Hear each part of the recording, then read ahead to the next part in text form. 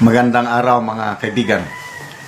Bigyan natin ng reaction, opinion ngayon itong post ni Kipi Chu. Balita ito sa Chinese media. Ito, may Chinese letters kailang na-translate sa English. Yan, may Chinese and then mamaya in English. So basahin ko na lang yung English. Photos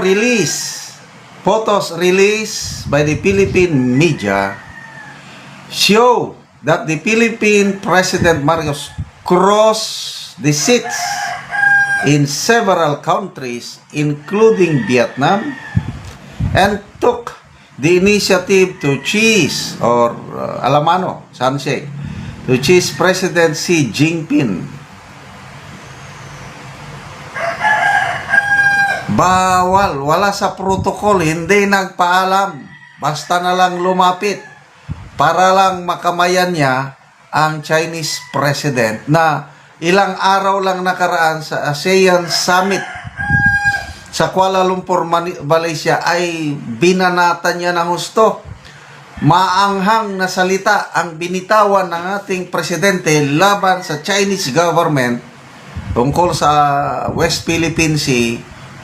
Binanatan niya. Tapos doon sa Epic Summit sa South Korea, in-insert ang sarili. Binaliwalang protocol para lang makipagkamay kuno sa Chinese President na inaaway niya. Ano ba yan? Ito yung reaction ni Kipi Chu. Basahin ko. Kakahiya. Talagang made a beeline for the Chinese president, the one he always tries to insult. I can just imagine how the other world leaders view him. This man who sent his fellow Filipino to prison abroad after that respected person helped bury his father, supported their family to come back to power after being powerless for so long. Someone who sent to a faraway country an old man who is already 80 years old. In Asian culture, the elderly is given value. Kaya, doon sa ASEAN Summit sa Kuala Lumpur, sinadya siguro yun nung umakyat na si PBBM sa stage para i-turn over ang chairmanship ng ASEAN for next year, ipinakita talaga si PRRD. Anong ibig sabihin nun? Believe ang mga ASEAN, believe ang mga taga-Malaysia kay PRRD. Hindi nila gusto yung nangyari sa kanya. Bakit mo pa i-flash? Kung masamang tao si PRRD, bakit pa nila ipakita ang kanyang litrato? That is something. Nakakaya, sampal yun sa mukha. Dapat ang ipakita doon si PBBM. Ay hindi. Bakit si PRRD? Ganun po ang kultura nating Asians. Basta matanda na, bigyan mo ng halaga.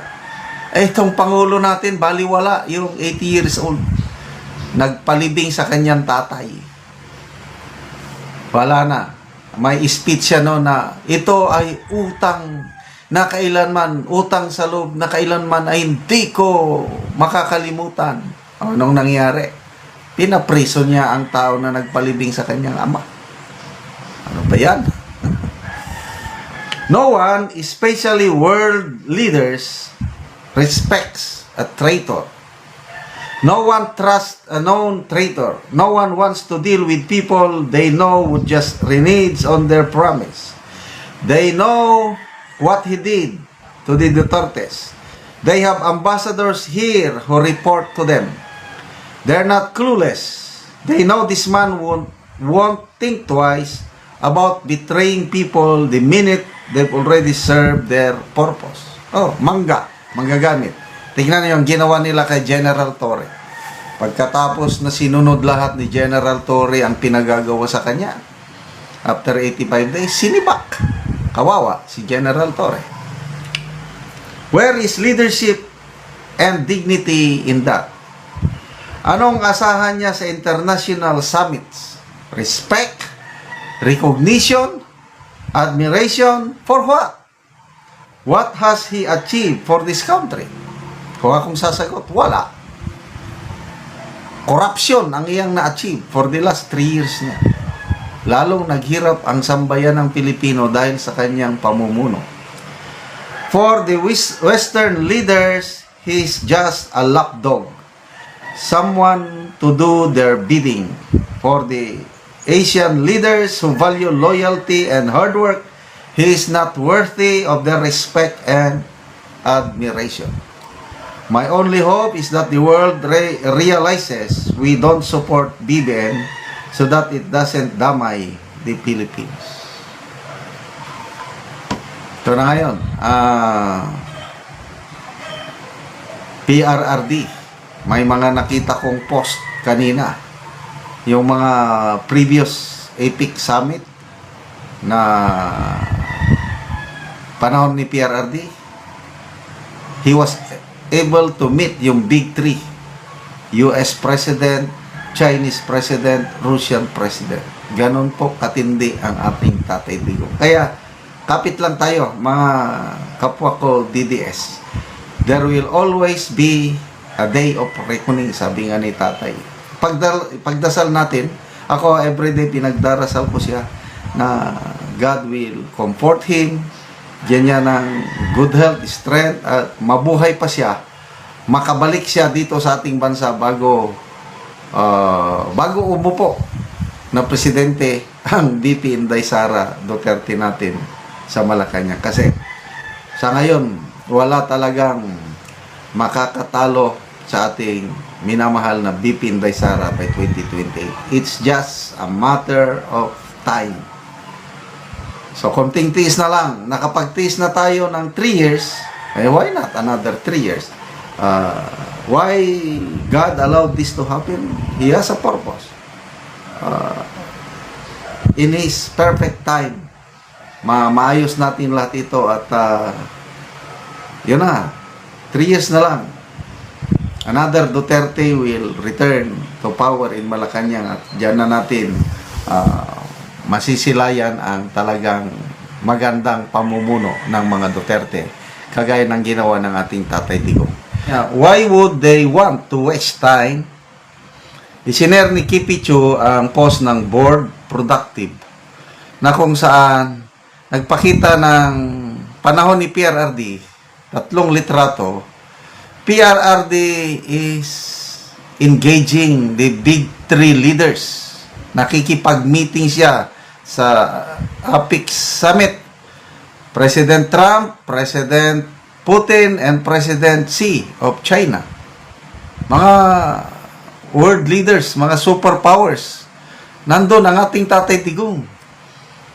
One-on-one talk with them. And itong mga big 3 leaders, they're all smiles sa ating tatay. Samantalang dito kay BBM, itong katatapos lang na APEC Summit, walang nakipagkwentuhan, walang nakipag-bilateral meeting sa kanya. Namilit pa siya na nakipag-handshake sa Chinese President. Ano ba yan? Basahin natin ang post ng Board Productive. During APEC, Duterte managed to hold meetings with Putin, Xi, and Trump, leaders considered as major global power players. Meanwhile, Marcos Jr. had no formal bilateral meetings. Ni isa, wala. Not even an informal coffee chat with any world leader. Oh, grabing sampal sa mukha. Ano sa tingin nyo? Bakit ayaw ng mga world leaders doon sa APEC Summit na makipag-bilateral meeting kay PBBM? Alam na natin, di ba? Huwag na natin i-detalye dahil alam na, klarong-klaro na, ayaw nila. Duterte came home with new alliances. Marcos came home with photographs. Wow, pinagmayabang pa nila yung handshake niya kay President Xi.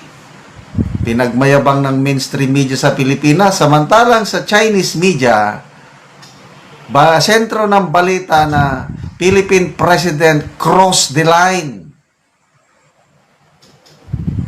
violated protocol just to have a cheese. Masama pala ang yung cheese, parang arrogance o annoyance. Ang sama ng dating sa Chinese media, yung litrato ng ating Pangulo na pinilit niyang nakipag-handshake kay President Xi. You don't have to agree with Duterte's politics, but it's hard to deny he understood the geopolitical game. Smart leaders don't isolate themselves from global power brokers. They engage with all of them. True statesmanship lies in knowing who to sit with and when to speak. Ito po yung mga litrato dito sa proportion. Ayan. Ito kay President Xi. Dito. Ayan. Dito naman is... hindi pala. Dito sa taas is President Putin ng Russia. Tatay Digong. This is President Putin. Dito sa left side. Hindi na naman. Ito naman, Tatay Digong and President Xi of China. Dito naman, Tatay Digong and President Trump. Yan po, statesman ang ating Tatay Digong. Nakaka-proud, di ba? Meron mo yan, Big Three. Handang makipag-usap kay Tatay Digong, samantalang itong presidente natin ngayon. Nakakahiya, sandali. Ito, mga comments. Ernie Campita does not have to force an ambush handshake either. JTV, during Duterte's term, every time he left the country to meet with other world leaders, Filipinos could feel confident that our president would not embarrass us on the international stage. We knew that PRRD was renowned worldwide for his intelligence and his word of honor. His humbleness combined with his wisdom amazed other leaders. Many, especially those from first world countries, were enthusiastic to speak with PRRD. That was our pride. He spoke and walked with pride, and almost everyone considered it an honor to talk to him.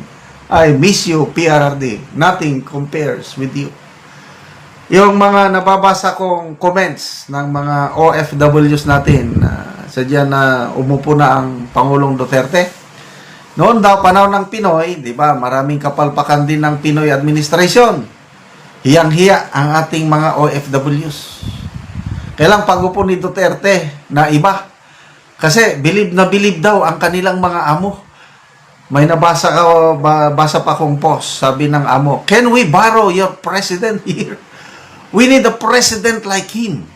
Yung bang nagmumura. Kailang yung pagmumura niya, maganda ang dating dahil makita mo yung tapang niya. Pati US President Barack Obama, doon ako bumilib ng gusto. I think ASEAN Summit din doon. Talagang binuljak niya si Barack Obama. Do not dictate on us. Human rights, God damn it, sabi niya. Pinakita niya ngayon yung mga human rights violation ng mga Amerikano dito sa Pilipinas. Doon sa, I think, Hulu. Yung daming namatay na kababayan nating tausog doon. Pinakita niya. This is what you did to my countrymen before. Now you are telling me about your human rights. Ganon. Nakaka-proud talaga. But then ngayon, nakakalungkot dahil pinakulong siya ng tao na walang utang na loob. Yung mga netizens, hindi napigilan ang dismaya, galit. Binatikos nila yung pagdalaw nitong Pangulong ito sa puntod ng kanyang ama. Kahapon, sabi ng mga netizens, wala ka dyan sana kung hindi dahil sa aming Tatay Digong. Ibig sabihin, kung wala'y Digong nga nagpalibing sa Marcos Sr. doon, sinong bibisitahin niya doon sa libingan ng mga bayan eh? Kung hindi nagpresidente si Tatay Digong natin, baka nandun pa sa Ilocos Norte ang bangkay ng bangkay ng kanyang ama. Tapos pinagsasabi pa niya na ito ay malaking utang na loob na hindi ko makakalimutan. O, nasaan na yung utang na loob niya? Pinakulong niya ang tao na tumulong sa kanya.